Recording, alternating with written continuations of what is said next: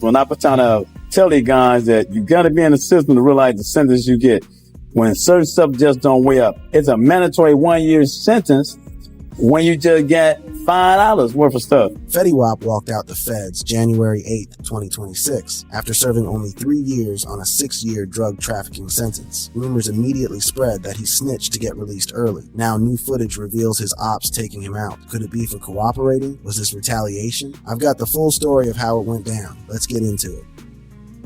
The release in the cap. Fetty Wap, government name Willie Jr. Maxwell II, walked out the feds on January 7, 8, 2026. Homie got out early. His original out date was supposed to be 2029, but good behavior and federal time credits pushed it all the way up to January 2026. The Bureau of Prisons moved him to community confinement. That's house arrest for y'all who ain't hip. Fetty Wap is now on supervised release until November 2030. 5 years of the feds watching his every move. The terms ain't no joke. The conditions is tight as hell. Random piss tests whenever they feel like it. Can't open no bank accounts without permission. The feds need to see every dollar that touches his hand. No drinking, no nothing that ain't prescribed. Can't just bounce to different states without approval. Gotta check in regular. They might throw an ankle monitor on him. These ain't suggestions from his PO. These federal mandates with real consequences. Violate once and his ass is back in the box immediately. The supervised release is basically still doing time, just not behind the wall. What seems like damn near just a couple of years ago, because it was,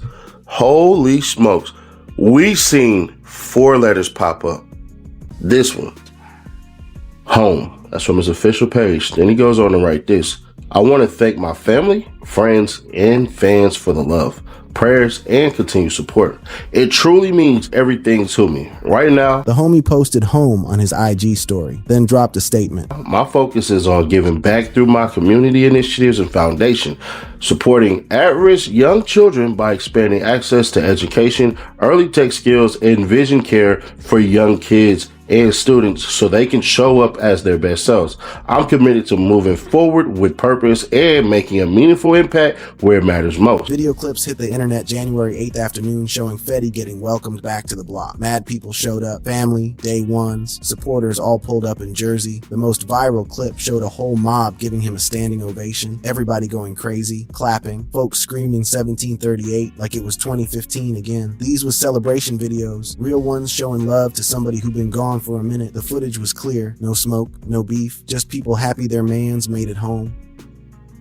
How he ended up in the feds. It's important to understand how Fetty Wap caught his case in the first place. The road started way before his January 2026 release. The path from platinum-selling artist to federal inmate involved decisions, circumstances, and consequences that played out over years. Fetty Wap got knocked in October 2021 at Citi Field in New York. The timing wasn't random, and the feds chose it deliberately. He was supposed to perform at Rolling Loud NYC that day, one of the biggest hip-hop festivals in the world. Thousands of fans were waiting to see him hit the stage. Federal agents arrested him, along with 5 other people, in an indictment that got unsealed in Queens. The public nature of the arrest sent a clear message. Federal authorities wanted maximum visibility for this bust. They wanted the hip-hop world to see what happens when fame and drug trafficking collide. He was arrested yesterday at Citi Field. It was during a music festival in the afternoon before he performed. He's one of 6 indicted for conspiracy to distribute more than 100 kilograms of controlled substances on Long Island and in New Jersey, and those arrested also include a New Jersey correction officer.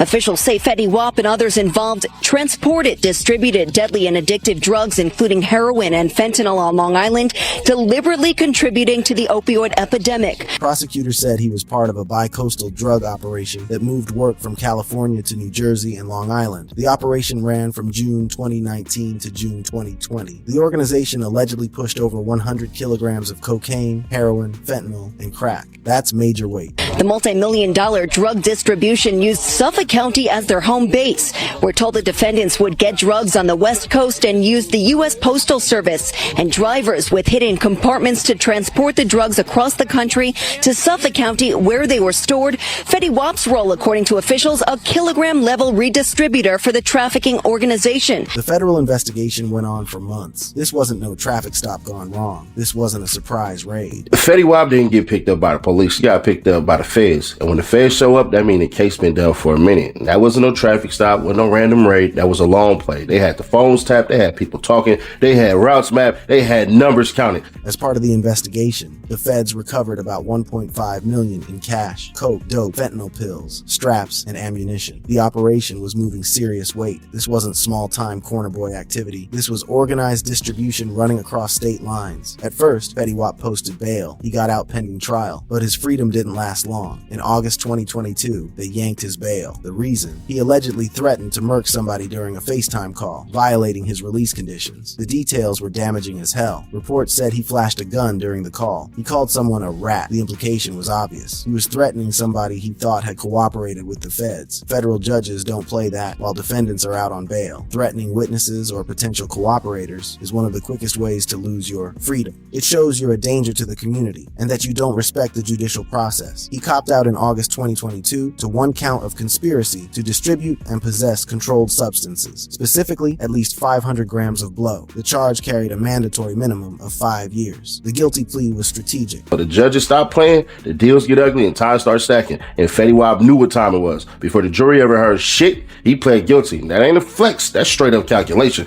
That's knowing the evidence ugly and trying to limit the damage. The feds don't bluff when it comes to that F-ball either. Fentanyl changed the whole game. When federal cases involve fent, judges come down harder. The opioid crisis created a zero-tolerance environment in federal courts. Tens of thousands of people are dying every year from fentanyl overdoses. The drug is way more potent than heroin. A tiny amount can kill you. Dealers moving fent are viewed as directly contributing to mass death. Defense attorneys struggle to get favorable deals when fentanyl is in the paperwork. Just seeing that word triggers harsher treatment. Fetty Wap and his lawyers knew what was up. His attorneys surely broke down the landscape for him. Fighting the charges meant risking way more time if he got convicted at trial. Federal prosecutors win like 90% of cases that go to trial. When they got wiretaps, financial records, physical evidence, and cooperating witnesses, that percentage is basically 100%. Pleading guilty let him accept responsibility, potentially get a small reduction for that acceptance, and avoid the risk of a sentence twice as long if he got found guilty at trial. The decision was pragmatic, not noble. This wasn't somebody screaming they innocent. This was somebody calculating the odds and minimizing the damage. In federal court, that's often the smartest move available to defendants facing overwhelming evidence. Sentencing came down on May 24th, 2023 in Central Islip, New York. A judge gave him 6 years in prison plus 5 years of supervised release. He'd already been locked up since August 2022, so that time counted toward his sentence. Prosecutors tried to use his own bars against him during sentencing. They referenced Trap Queen, arguing it showed his long-term involvement in the drug game. The judge considered his remorse and family responsibilities, but still gave him the 6-year bid. He got out because federal math kicked in. Time served, good time, BOP credits, that's how the Fed time worked. Now he's home. But the argument is just starting. Some people are saying, should he pay his debt? Let him live. Others said, nah, hold on. We need to dig a little bit deeper on here. Fetty Wap did his time at the Federal Correctional Institution, FCI Sandstone in Minnesota. From getting locked up in August 2022 to getting released in January 2026, he did about 3 years and 5 months. The federal system allows sentence reductions through good conduct time and participation in programs under the First Step Act. His original out date was supposed to be around 2029.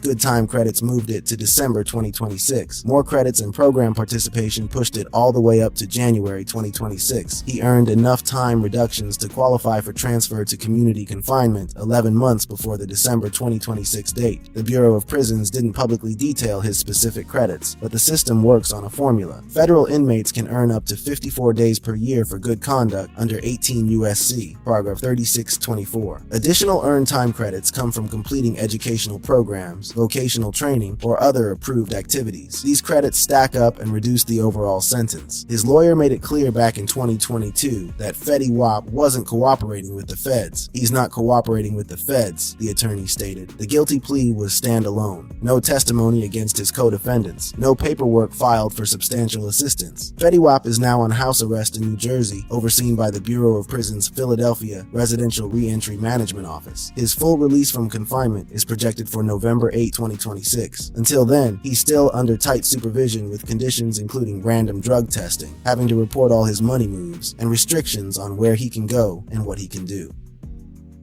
The snitch talk and speculation. The early release immediately sparked gossip. Questions hit the timeline heavy. Did Fetty Wap cooperate with the feds? Did he drop paperwork in exchange for less time? Was his freedom bought with testimony against the homies? These questions ain't new in hip-hop. Early releases trigger suspicion automatically. Reduced sentences generate accusations instantly. The label snitch carries devastating weight in street culture and rap communities.